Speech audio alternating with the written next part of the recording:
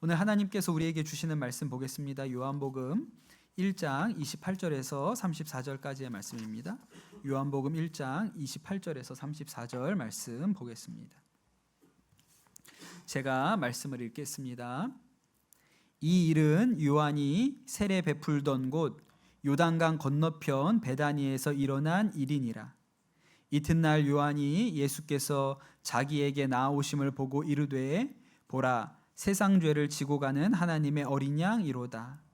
내가 전에 말하기를 내 뒤에 오는 사람이 있는데 나보다 앞선 것은 그가 나보다 먼저 계심이라 한 것이 이 사람을 가리킴이라.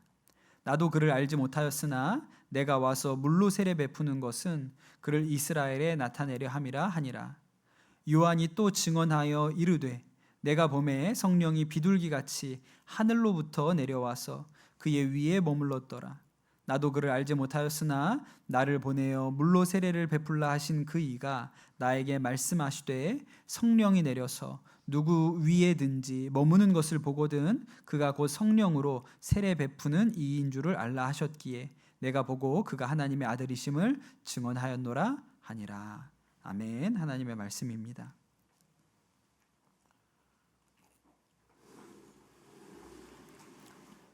제가 선한목자교회에서 사역할 때 그때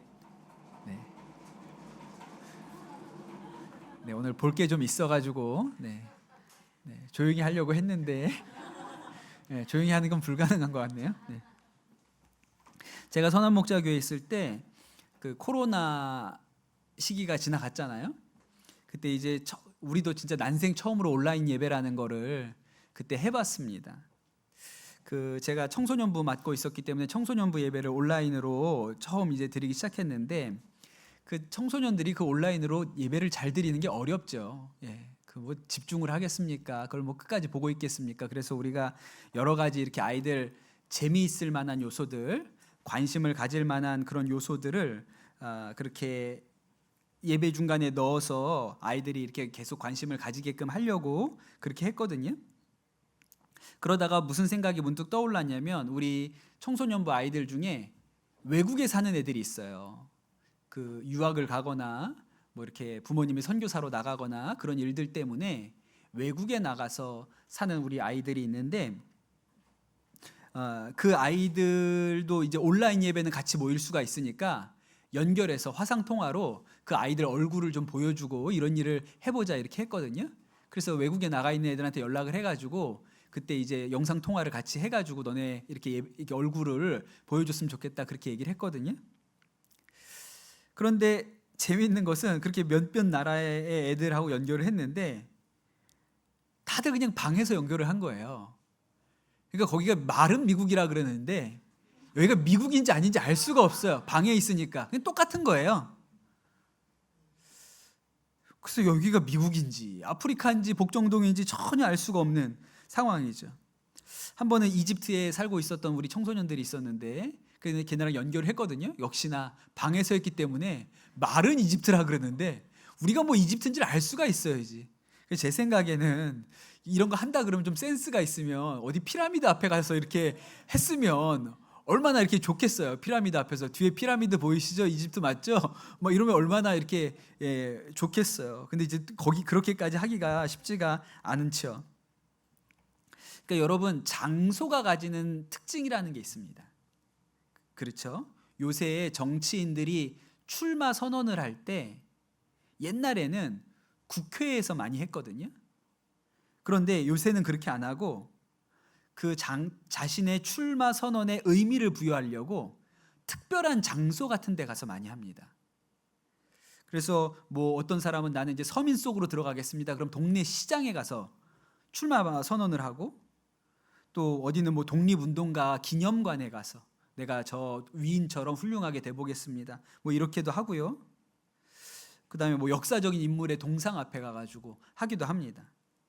우리나라의 어떤 젊은 정치인은 정치인으로서의 기득권을 포기하겠다는 의미로 따릉이 세워놓은 자전거 쫙 세워놓은 그 앞에 가서 그 출마 선언을 하고 내가 국회의원이 되면 자전거 타고 등원하겠다. 뭐 그렇게 이야기하기도 했죠. 영리한 선택이라고 생각이 됩니다. 그러니까 여러분, 장소가 가지는 메시지가 있어요. 어디에서 그 얘기를 하는지에 따라서 메시지가 더 강조되기도 하고 의미를 가지게 되기도 하죠. 우리가 성경을 읽을 때 우리가 이스라엘에서 태어나서 이스라엘에서 자라질 않았기 때문에 장소가 나와도 크게 의미를 두지 않습니다. 그런데 여러분 한번 생각을 해보세요. 대한민국에도요, 어떤 장소는 딱 이름만 되면 떠오르는 이미지가 있어요. 가까운 동네 얘기 한번 해볼까요? 대치동이요. 그럼 여러분 무슨 생각이 났어요? 대치동? 학원, 명문대, 치맛바람, 이런 거 생각나잖아요. 그게 대치동의 이미지죠. 그러니까 단순한 동네 이름이 아니고 대치동이라 그러면 사교육 1번지, 이런 게 있는 거예요. 예를 들어서 대구 서문시장, 그러면 무슨 느낌이 있어요? 보수의 성지, 이런 거죠. 예. 그런데 여러분, 가버나움 무슨 느낌이 있으세요? 가버나움이라 그러면 그런 게 없다는 거예요. 사실 성경을 봐도 그런 게 있는데, 그 누가복음을 아주 꼼꼼히 읽어보면 누가가 이스라엘의 지리를 잘 모릅니다. 그런 경향이 나와요. 왜냐하면 누가는 예수님 제자가 아니죠. 누가는 바울 제자예요. 그리고 어디서 태어났습니까? 시리아 안디옥에서 태어난 사람이에요. 그가 물론 예루살렘에 그 사도 바울과 함께 왔던 적이 있습니다. 그런데 이스라엘에서 나고 자란 사람이 아니기 때문에 개략적인 지리는 아는 것 같지만 디테일은 잘 모르는 것 같아요. 그래서 누가복음에 나오는 예수님 동선을 이렇게 자세히 보잖아요. 그럼 조금 이게 꼬여요. 갑자기 막 순간 이동을 하세요. 그럴 수가 없는데 그런 얘기들이 나와요. 그러니까 누가는 예수님이 어떤 이렇게 할 때 장소를 따라 움직였다고 생각하지 않고 주로 같은 주제의 이야기들끼리 모아놨어요. 그래서 장소가 좀 꼬여 있습니다. 그러니까 누가가 그만큼 잘 모른다는 의미죠. 기독교 전통 중에 그래서 우리가 예수님을 더 잘 이해하고 성경을 더 잘 이해하기 위해서 성지순례를 가는 그런 전통이 있죠. 특별히 이 성지순례를 언제 가는 게 제일 좋으냐? 사순절에, 종려주일에, 고난주간에 성지순례를 가는 교회 전통이 있습니다. 예수님께서 진짜 걸으셨던 그 길들, 감람산을 넘어서 그 예루살렘 성에 들어오셨을 때 백성들이 호산나 호산나 외쳤죠. 그 길을 직접 걸어보기도 하고, 예수님이 마지막에 골고다 언덕을 가셨던 길을 직접 이 사순절 고난주간에 걷는 전통이 있어요. 그래서 이스라엘은 성수기가 7월 방학 이런 때 아니고요, 사순절 기간이 제일 비싼 때예요. 전 세계에서 수많은 그리스도인들이 그 사순절에 이 고난주간에 이 이스라엘을 방문하려고 하죠. 저는 이스라엘에 가봤지만 제가 갔던 때는 사순절은 아니었습니다. 그런데 그 유기성 목사님이 안식월에 그 사순절 기간에 이스라엘에 계셨거든요. 굉장히 특별한 영감이 있으셨다고, 특별한 은혜가 있으셨다고 그런 이야기를 하시더라고요. 지금은 뭐 이스라엘은 못 갑니다. 있던 사람들도 다 밖으로 내보냈으니까. 예, 우리 저기 조현규 집사님 가정이 우리가 얼마 전에 송별하고 이스라엘 가셨는데, 지금 조 집사님만 이스라엘에 남아 계시고 가족들은 다 이집트로 지금 피신을 갔죠. 우리 조현규 집사님 위해서도 기도해 주시고 가정 위해서도 기도해 주시면 좋겠습니다. 지금은 갈 수 없는 때예요. 그런데 제가 오늘 말씀을 가지고 예수님이 밟으셨던 땅들, 특별한 메시지와 의미가 있는 곳들을 저랑 같이 이 사순절 기간에 여행한다, 예수님 성지순례한다 생각하시고 같이 나눠보면 좋겠습니다. 오늘 가볼 곳은 요단강입니다. 예수님의 생애를 그 사생애와 공생애로 나누거든요. 지금 뭐가 나오나요? 안 나오죠? 뭐가 나올 뻔했습니까? 네. 제가 보라 그럴 때 보세요. 연습을 안 해가지고 컨트롤이 잘 될지 모르겠지만, 그 오늘 가볼 곳이 요단강인데, 예수님의 생애를 우리가 사생애와 공생애라고 나누거든요. 예수님이 태어나서 30살까지를 사생애라고 합니다. 사적 인생이라는 거예요. 근데 사생애에 대한 기록은 성경에 별로 없습니다. 마태복음에 조금 나오고 누가복음에 조금 나와요. 소년 시절의 이야기가 조금 나옵니다. 그게 전부예요. 그리고 이제 공생애가 나오는데 공생애는 예수님의 공적인 생애죠. 그럼 여러분 이 공생애의 출발점이 어딜까요? 세례 받으시는 거예요. 요단강에 가서 예수님이 세례 받으시고 그 다음에 40일간 금식하시죠. 사탄에게 시험을 받으시는데 그것 끝나고 나서 본격적으로 천국 복음을 전파하기 시작하시거든요. 그래서 이 공생애의 출발점이 예수님이 요단강에서 세례 받으시는 사건입니다. 사실 요단강은 우리한테 너무 익숙해요. 장례식에 갈 때마다 우리가 며칠 후 요단강 건너가 만나리, 그래서 우리는 마치 생과 사를 가르는 무슨 강처럼 생각을 하는데, 또 뭐 그것뿐만 아니라 성경의 요단강 이야기는 너무나도 잘 알고 있죠. 출애굽했던 이스라엘 백성이 이제 마지막으로 이제 가나안 땅에 들어가게 됐을 때 여호수아가 딱 그 요단강 앞에 서니까, 그리고 언약궤가 요단강 안으로 딱 들어가니까 강이 갈라져서 이스라엘 백성들이 마른 땅을 밟고 건넜다. 뭐 이 얘기가 너무 유명한 이야기 아닙니까? 이제 화면을 보고 좀 이야기를 한번 해보도록 할게요. 네, 이스라엘 지도가 나왔죠. 이제 요단강 얘기를 한번 해볼게요. 그 요단강은 어디에서부터 출발하느냐? 헐몬산이라는 곳으로부터 나옵니다. 여기가 헐몬산이에요. 헐몬산은 헐몬산 보이시죠? 이 헐몬산은 이스라엘 제일 북쪽에 있는 산이에요. 헐몬산이 성경에 나오죠. 유명한 시편 133편에 보라 형제가 연합하여 동거함이 어찌 그리 선하고 아름다운지. 3절에 보면 헐몬의 이슬이 시온의 산에 내림과 같도다 그랬거든요. 헐몬의 이슬이 흘러내려서 만들어진 강이 요단강이에요. 헐몬산이 굉장히 높은 산입니다. 해발 2,800m 정도 되거든요. 그러니까 백두산보다도 높은 산이고, 우리는 이스라엘이라고 생각하면 중동이라서 더울 거라고 생각하지만 저 2,800m가 되는 헐몬산 기슭에는 스키장이 있어요. 눈이 많이 와서. 그래서 이스라엘에 가도 스키를 탈 수가 있습니다. 근데 정확하게 헐몬산 제일 정상은 그 시리아 넘어가야 시리아에 있고, 이제 거기에서부터 산이 쭉 이제 이스라엘 쪽으로 내려오게 되죠. 그 헐몬산에서 출발을 하고, 그래서 이 강이 어디로 흘러가냐? 그 다음에는 갈릴리 호수로 갑니다. 그리고 갈릴리 호수에 큰 호수를 만든 다음에 그 물이 또 흘러가 가지고 사해로 흘러가요. 그래서 이 요단강은 헐몬산에서 시작해서 사해에서 끝나는 강이 요단강입니다. 그래서 이스라엘 지도를 보시면 갈릴리 바다가 보이셔야 되고, 사해가 보이면 그 사이를 흘러가는 강이 요단강이구나라고 여러분 아시면 돼요. 그래서 저 헐몬산에서부터 시작해서 갈릴리 호수 사해까지 가는 강입니다.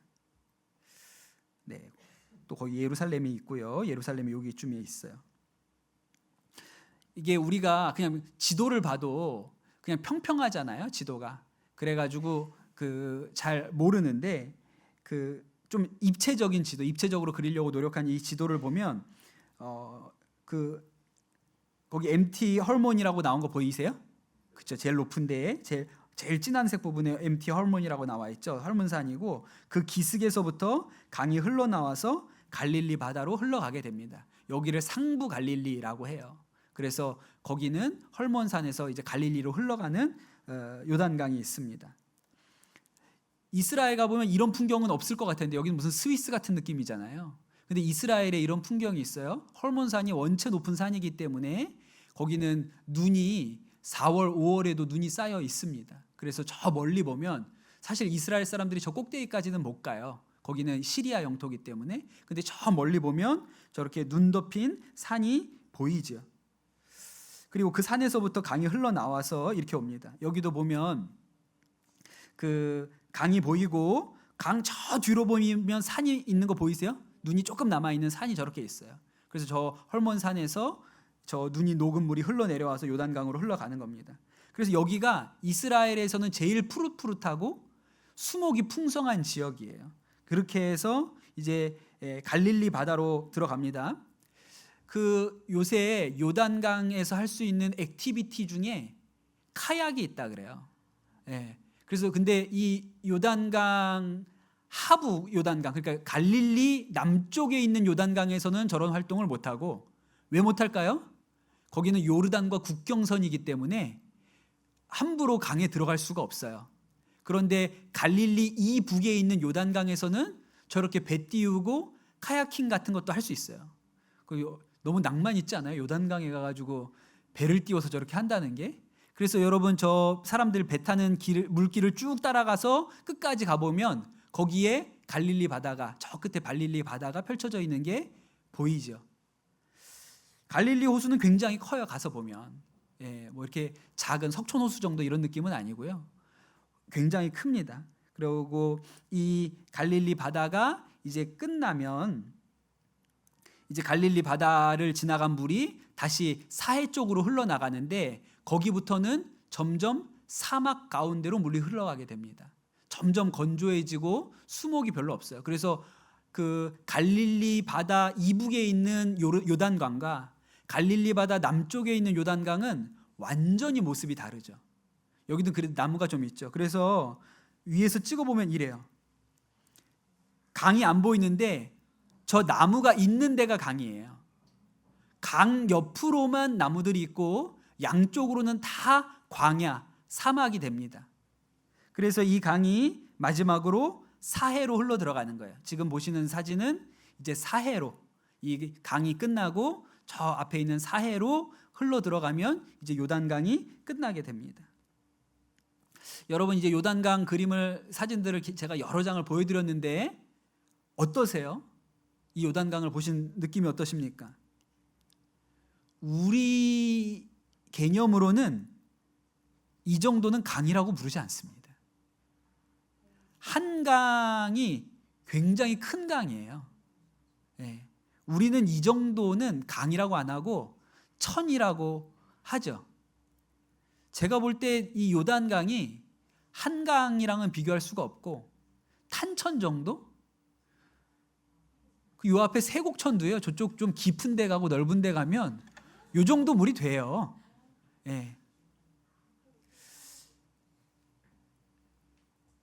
그러니까 우리가 그냥 이 강의 모습을 진짜로 보지 않고 이스라엘 백성들이 요단강을 넘어서 가나안 땅에 들어왔다 이런 얘기를 듣잖아요. 그럼 막 대단한 역사처럼 이렇게 생각이 되거든요. 강이 갈라져서 그들이 마른 땅을 밟고 요단강을 건넜다 그러면 엄청난 일이 벌어진 것 같은데, 사실 이스라엘 사람들 생각에는 어떤 느낌이냐면 이거 바지 걷어붙이고 무릎까지 올리면 건너갈 수 있는 거예요. 그게 뭘 그렇게 대단해, 요단강 건너간 게, 이런 느낌일 수도 있어요. 그래서 여호수아를 보면 그 요단강 건널 때 뭐라고 나오냐면, 그때 요단이 곡식을 거두는 시기였기 때문에 물이 제방까지 넘쳤다. 그러니까 평상시에는 자기들이 봐도 그냥 안 갈라져도 건널 수 있어요. 안 갈라져도 그냥 저벅저벅하면, 그냥 허리춤까지 차면 그냥 건널 수 있어요. 그러니까 그때는 뭐라고 설명하냐면, 그때는 물이 많아가지고 제방까지 가득 차서 갈라지지 않으면 건널 수가 없었던 때야. 이런 설명을 굳이 한다는 거예요, 성경이. 여러분, 이스라엘 사람들이 볼 때는 이 정도면, 비가 원래 많이 오는 데가 아니니까 그래도 이 정도 강이면 훌륭하지, 이 정도면 우리나라에선 제일 큰 강이지, 이렇게 생각할까요? 그렇지도 않다는 거예요. 그 열왕기에 보면 나아만 장군이 나오죠.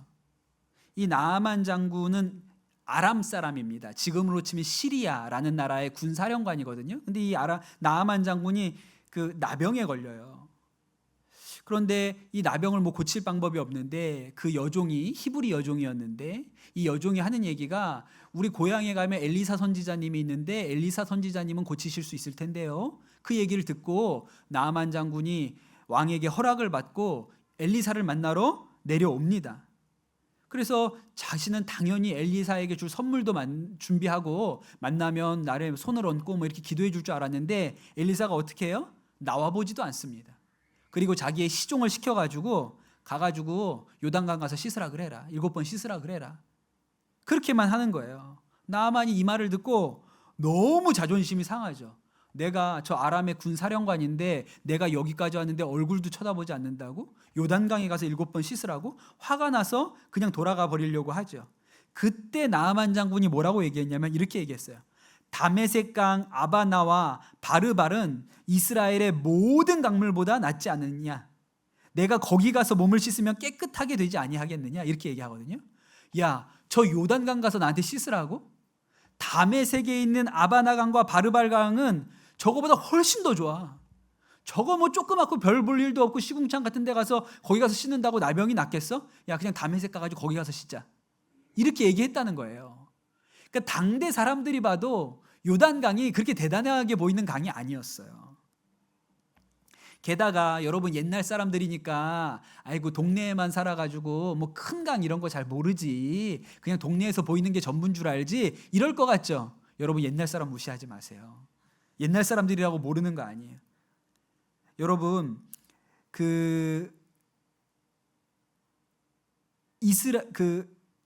창세기에 보면 아브라함이 흉년을 맞죠. 가나안 땅에 내려왔다가 흉년을 맞아요. 그래서 어디로 가죠? 이집트로 내려갑니다. 왜 이집트로 내려갔을까요? 이집트에 가면 산다는 믿음이 있어요. 나중에 요셉이 이집트가 총리가 되었을 때 요셉의 가족들이 큰 흉년이 들죠. 몇 년 동안 가뭄이 들잖아요. 그래서 그 형제들이 먹을 것을 구하러 어디로 내려와요? 이집트로 내려와요. 옛날에 이 팔레스타인 지역 근동 지방에서요 가뭄이 길잖아요. 그럼 사람들이 다 어디로 내려와요? 이집트로 내려와요. 왜 이집트로 내려와요? 거기 나일강이 있기 때문에 그런 거예요. 그 옛날 사람들도 가뭄이 오고 물이 없으면 이집트 내려가면 산다는 것을 알아요. 왜? 거기에 무슨 강이 있습니까?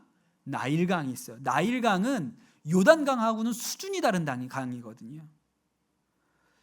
거기에 진짜 크고 훌륭한 강이 있어요. 지금도 여러분 그 이집트의 카이로에 비행기를 타고 내리면 하늘에서 이렇게 내려다보잖아요. 양쪽이 다 사막입니다. 가운데 녹지가 조금 이렇게 보여요. 그리고 양쪽은 다 사막이에요. 그 녹지 사이에 나일강이 흘러가고 그 나일강 때문에 이집트가 있는 거거든요. 여러분 이집트 사람들이 어떻게 그렇게 일찍이 문명을 만들었습니까? 나일강 때문에. 나일강이 주기적으로 북쪽에서부터 범람하고 토사들을 싣고 왔기 때문에 나일강 하류는 늘 풍족했어요. 로마 시대에도 로마 사람들을 먹여 살린 그 밀이 나일강에서 나왔습니다. 지금 이집트 인구가 1억이 넘거든요. 근데 그 중에 85%가 8,500만 명이 나일강 주변에 살아요. 그거 말고는 살 데가 없는 거예요. 그런데 8,500만 명을 먹여 살리는 강이 나일강이에요. 어마어마한 강이 있어요. 이스라엘 사람들이 요단강이 최고라고 생각하지 않습니다. 나일강이 있다는 거 모르는 사람 없어요. 옛날에도 다 알았어요. 아브라함도 알고 있었고 요셉의 형제들도 이 이집트 가면 엄청난 강, 나일강이 있다는 거 다 알았습니다. 그거에 비하면 요단강이라는 강은 너무너무 보잘것없는 강이에요. 그런데 참 놀라운 것은 예수님이 공생애를 시작하실 때 요단강에서 시작하세요. 생각해보면 세례를 갈릴리 바다에서 받으셔도 돼요. 거기가 물도 훨씬 많고 예수님 나사렛 사람이잖아요. 나사렛에서 가깝고 나중에 거기에서 뭐 오병이어 기적도 일으키시고 제자도 부르시고 다 거기서 이루어지잖아요. 그러니까 갈릴리에서 세례를 받으셔도 돼요. 그런데 예수님은 갈릴리에서 세례 받지 않고 요단강에서 세례를 받으셨어요. 그러면 여기서 한 가지 질문을 더 해볼게요. 아까 요단강의 상류부터 하류까지 제가 사진을 보여드렸는데 그 중에서 예수님이 세례 받으신 요단강은 어디일까요? 상류일까요? 하류일까요?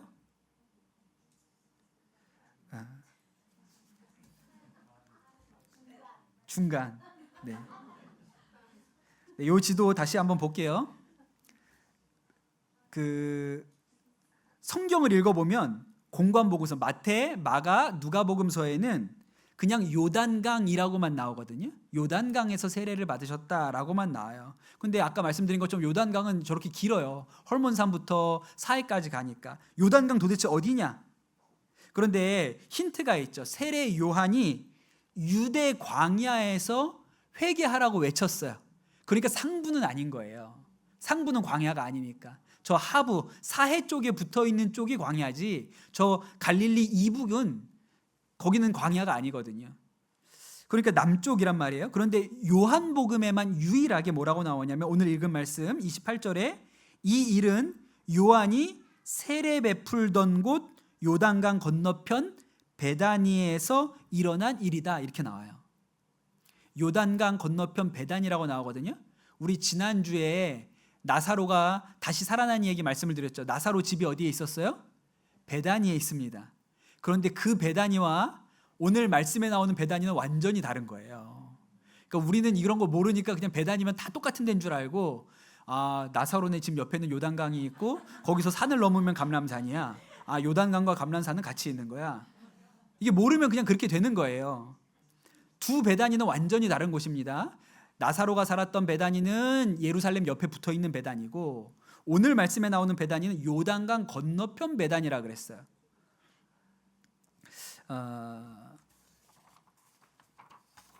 몇 년 전에만 해도, 한 15년 전만 해도 성지순례 가서 세례를 한다, 예수님 세례터에 가본다고 하면 어디를 갔냐면 여기를 갔습니다.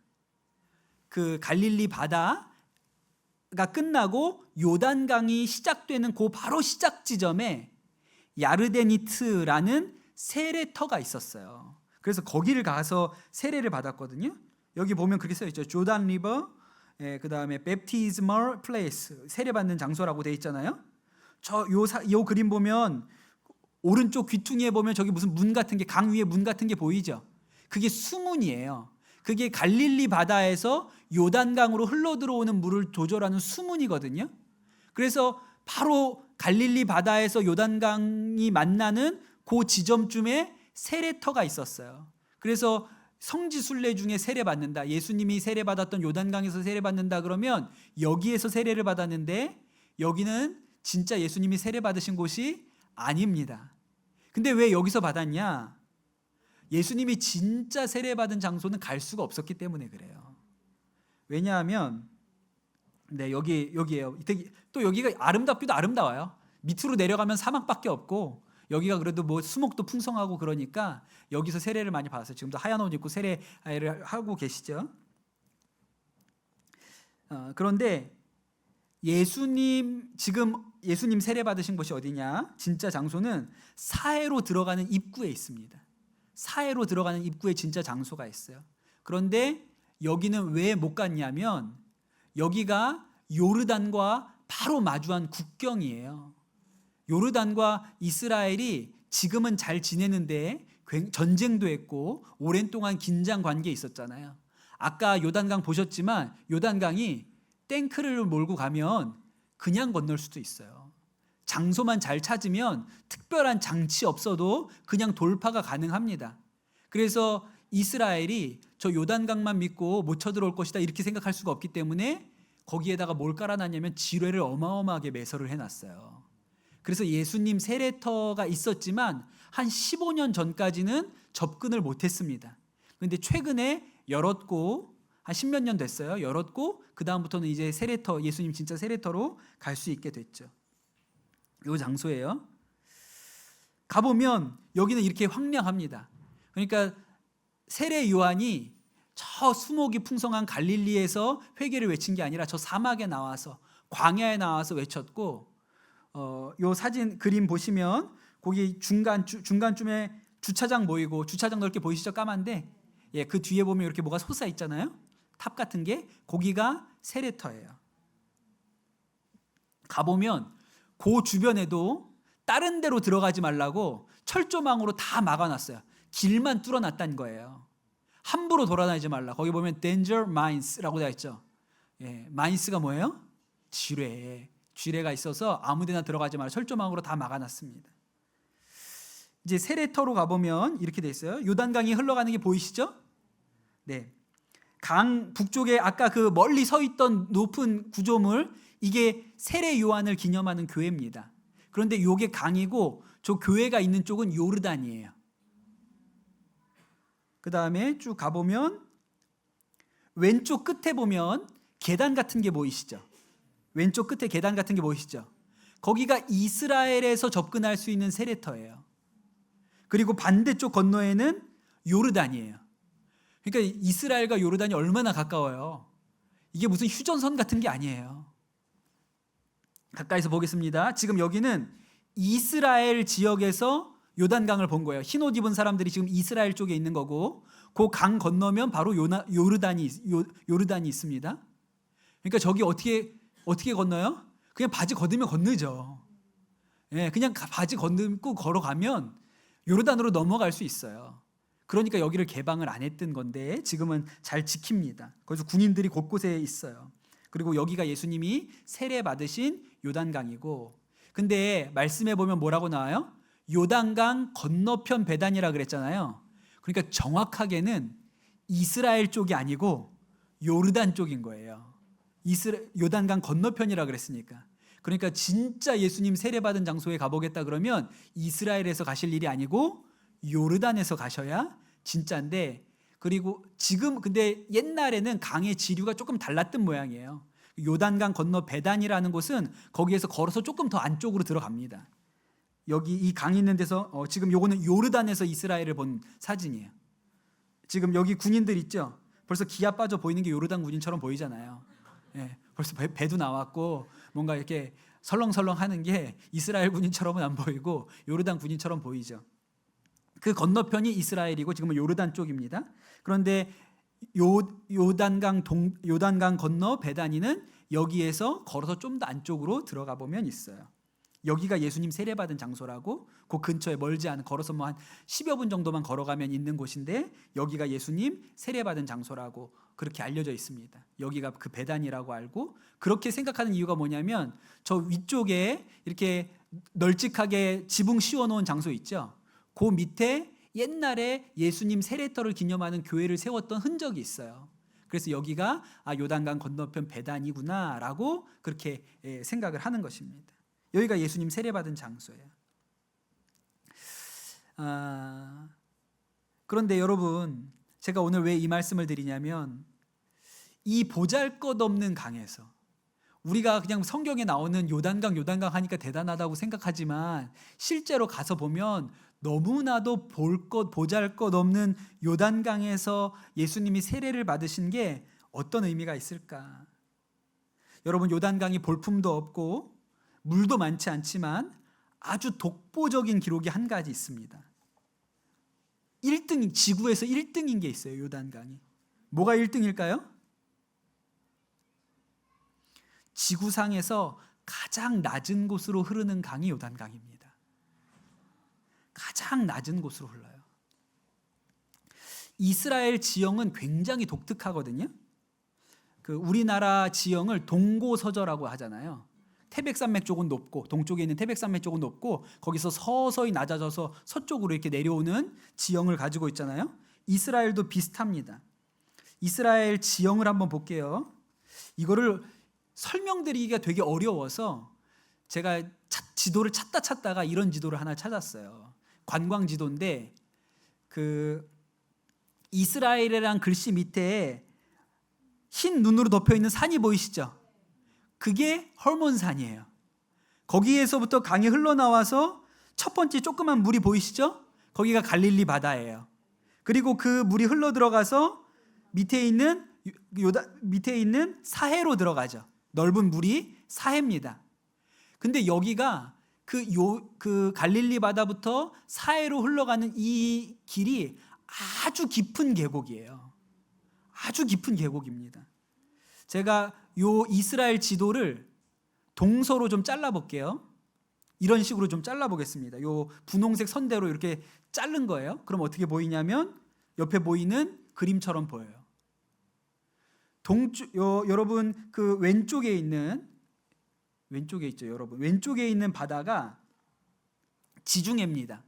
지중해에서부터 경사가 완만하게 높아져서 산을 이루고 있죠. 그 산 꼭대기에 예루살렘이 있어요. 그 예루살렘이 해발 고도가 700m쯤 되니까 우리나라로 치면 평창이랑 똑같아요. 평창이 어때요? 날씨가? 여름에도 선선하고 겨울에는 아주 춥죠. 고도가 있기 때문에. 예루살렘이 꼭 그런 도시예요. 그래서 예루살렘이 중동에 있지만 겨울에 눈이 오고 춥습니다. 근데 그 예루살렘만 딱 지나가잖아요.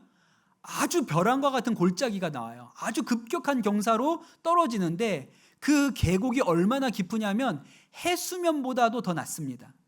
저 지중해보다 저 밑에 사해는 더 낮죠.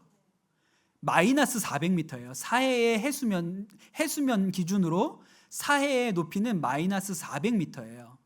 그러니까 2800m 헐몬산에서 시작한 요단강이 끝나는 것은 해수면 마이너스 400m에서 끝나요. 그래서 요단강이 가지고 있는 기록은 지구상 가장 낮은 곳으로 흘러가는 강입니다. 그래서 요단강이 사해에서 끝나는 거예요. 사해는 지구상 지표에 있는 것 중에 제일 낮은 것이거든요. 그럼 물이 빠져나갈 때가 있어요, 없어요? 빠져나가려면 더 낮은 곳이 있어야 빠져나가는데 거기가 해발 마이너스 400m니까 물이 못 빠져나가요. 그럼 물이 어떻게 되겠어요? 계속 물이 들어오기만 하고 빠져나가지 못하니까 수면이 계속 높아지겠죠. 그런 거 잘 이해가 안 되세요? 욕조에다 수채구멍 막아놓고 물 계속 틀어놓으면 어떻게 돼요? 물 넘치잖아요. 똑같은 거잖아요. 나갈 데는 없고 물이 계속 요단강에서 들어오니까 저 사이가 어떻게 되겠어요? 나중에는 넘치겠죠. 근데 안 넘치잖아요. 왜 안 넘칠까요? 너무너무 건조하니까. 1년 내내 너무너무 건조하니까 엄청나게 증발되는 거예요. 그래서 해수면이 일정하게 유지됩니다. 그게 사해예요. 수천만 년을 계속 증발되니까 거기에 미네랄만 쌓여가지고 도저히 사람이 생물이 살 수 없는 짠물이 된 게 사해 바다거든요. 그래서 요단강이 가지고 있는 기록이 딱 하나. 볼 것도 없고 수량도 풍성하지 않은데 요단강은 가장 낮은 곳으로 흘러가는 강이에요. 그런데 여러분, 예수님께서 이 요단강에서 세례, 그것도 요단강 중에 제일 낮은 곳 사해로 흘러가는 입구에서 세례를 받으셨어요. 뭘 의미할까요? 여러분, 하나님의 아들이신 예수님께서 하늘 영광 버리고 이 땅에 오셨잖아요. 여러분, 세상에 마구간에 태어나는 사람이 어디 있어요? 누가 요새 마구간에 태어날 사람이 어디 있어요? 그런데 예수님 유대 땅 베들레헴의 마구간에 태어나셨잖아요. 그런데 그게 전부가 아니고 예수님께서 세례를 받으셨는데 그 세례도 어디서? 지구상의 제일 낮은 곳에서. 지구상에 강이 흘러가는 가장 낮은 곳에서 예수님이 세례를 받으셨어요.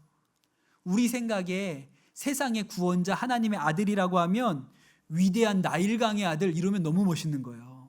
위대한 강 나일강의 아들로 내가 태어났어. 저는 강원도 원주 사람이거든요. 우리는 섬강 기슭에서 태어난 거예요. 여러분, 섬강 기슭에서 이는 봄바람, 우리 초등학교 교과에 그렇게 나왔다니까요. 그런데 예수님은 하나님의 아들이고 이 세상을 구원하실 분이 나일강의 사람으로 태어났으면 얼마나 좋아요. 그런데 그렇지 않고 보잘것없고 이 지구상에서 가장 낮은 데로 흘러가는 요단강에서 세례를 받으셨어요. 여러분, 우연이라고 생각하십니까? 아니에요. 메시지가 있는 거예요. 여러분, 우리가 이번 주에 마태복음 새벽에 묵상한 말씀입니다. 마태복음 10장에 예수님께서 제자들한테 내가 이제 곧 예루살렘에 올라가서 고난을 받고 죽게 될 거야. 사흘 만에 내가 부활하게 될 거야. 세 번째로 제자들한테 얘기하셨습니다. 그 얘기를 딱 끝냈는데 갑자기 문을 벌컥 열고 세베대의 아들들 야고보와 요한의 엄마가 문을 벌컥 열고 들어오는 거예요. 그런 다음에 예수님 앞에 딱 앉아가지고 하는 얘기가, 예수님, 주님 나라에서 저희 아들이 예수님의 한 사람은 우편에, 예수님 한 사람은 좌편에 그렇게 앉게 해주십시오. 이렇게 얘기를 한 거예요. 이 엄마 대단한 엄마, 대치동 엄마 진짜처럼 보통 엄마가 아니란 말이에요. 예, 예수님 좌우에 좀 앉게 해주세요. 그렇게 얘기를 했거든요. 근데 예수님께서 막 그러고 이 엄마가 그러고 가니까 막 제자들이 옆에서 막 이만큼 막 심퉁이 나가지고 저것들은 진짜 저 팔불출 엄마 불러와가지고 저렇게 한다고 막 화가 났죠. 그때 예수님이 뭐라고 얘기하셨냐면 이렇게 얘기하셨습니다.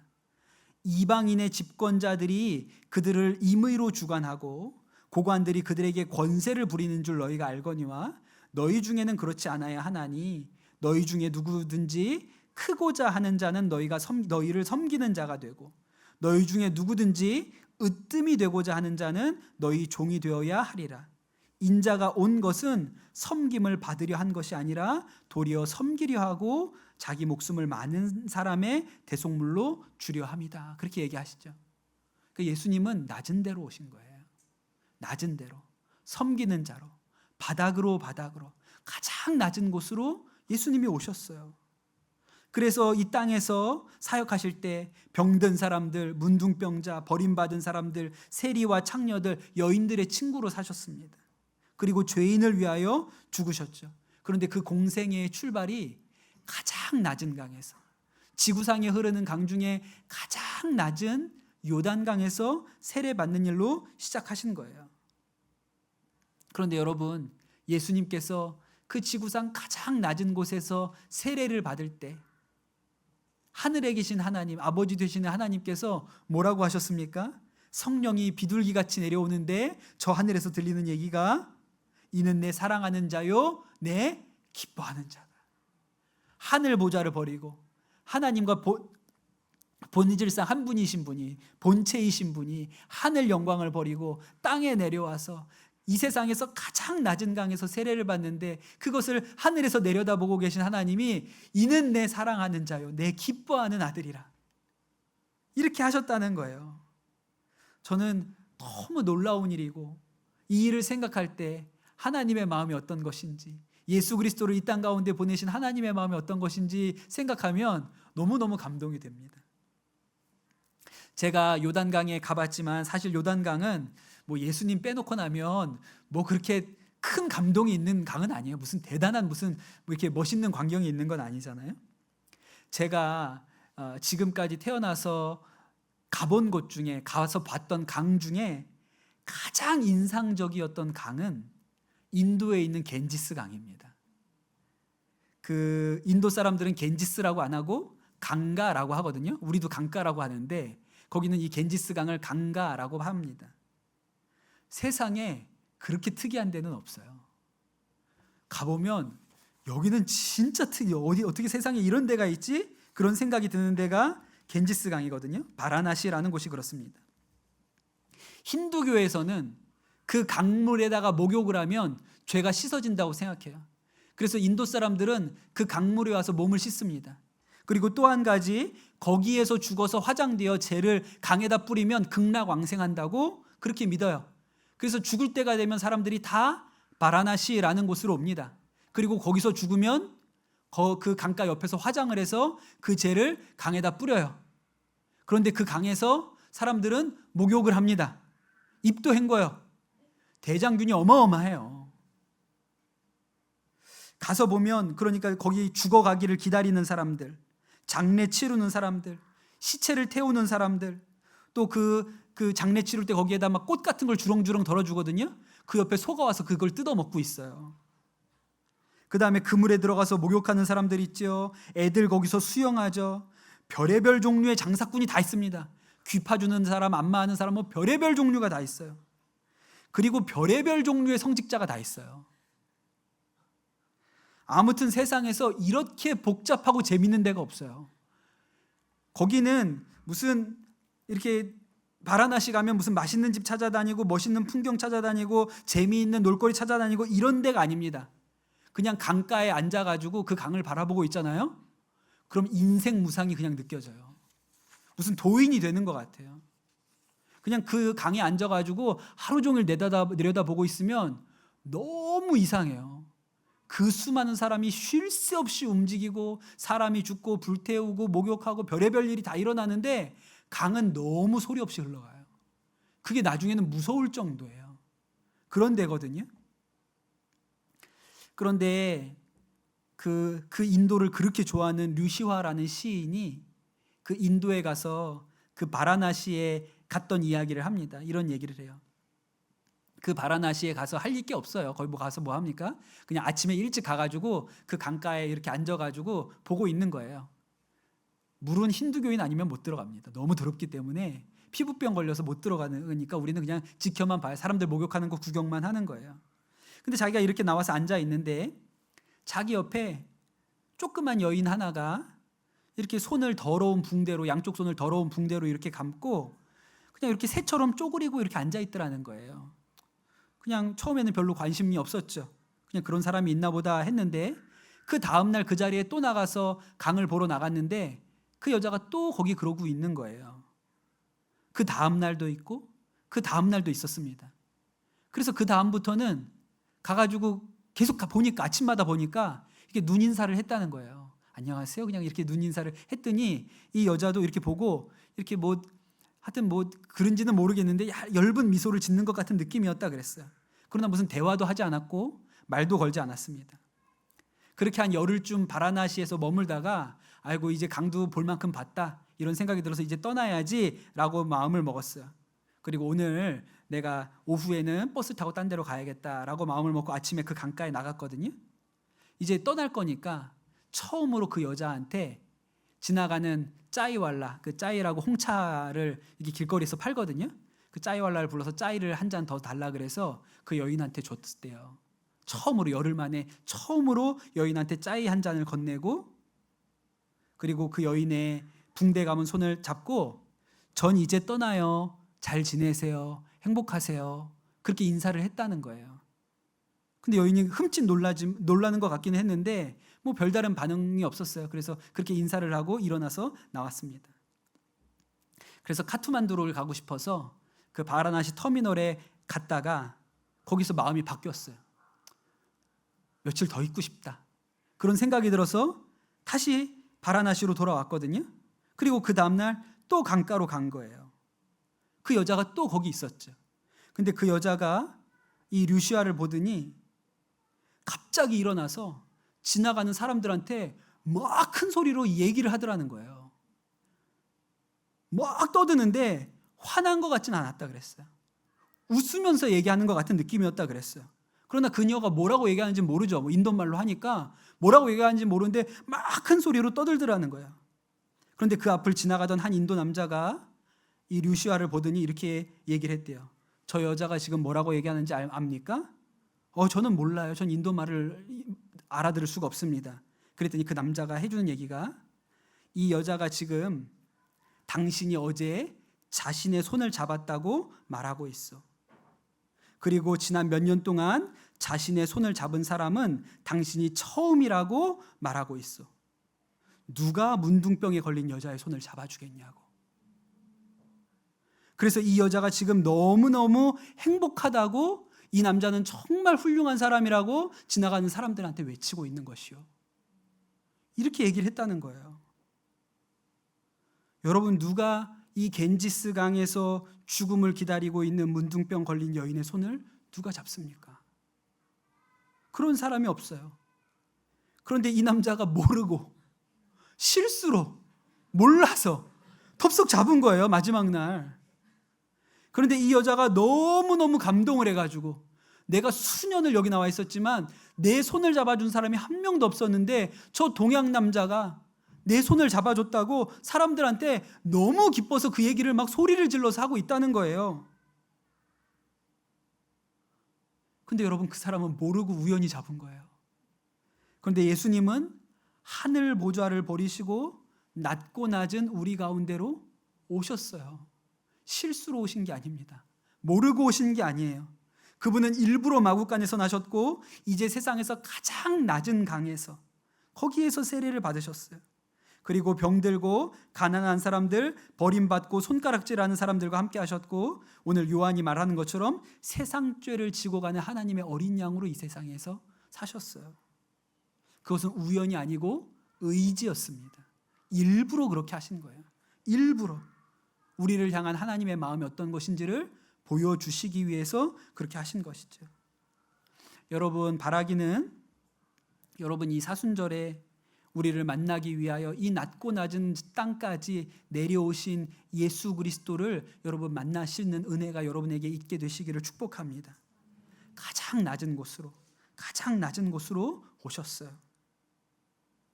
여러분, 예수님은 이렇게 낮은 곳으로 오셨는데 야고보와 요한의 어머니는 높은 곳으로 더 높은 곳으로 예수님을 따라다닌다고 하면서도 더 높은 곳으로 했습니다. 여러분, 이 사순절 기간 지내면서 이 낮은 곳으로 온 예수님의 마음이 어떤 것인지 여러분 깨닫는 은혜가, 그 감동이 여러분 마음 가운데 채워지는 그런 은혜가 있게 되시기를 축복합니다. 우리 같이 찬양하고 기도하도록 하겠습니다.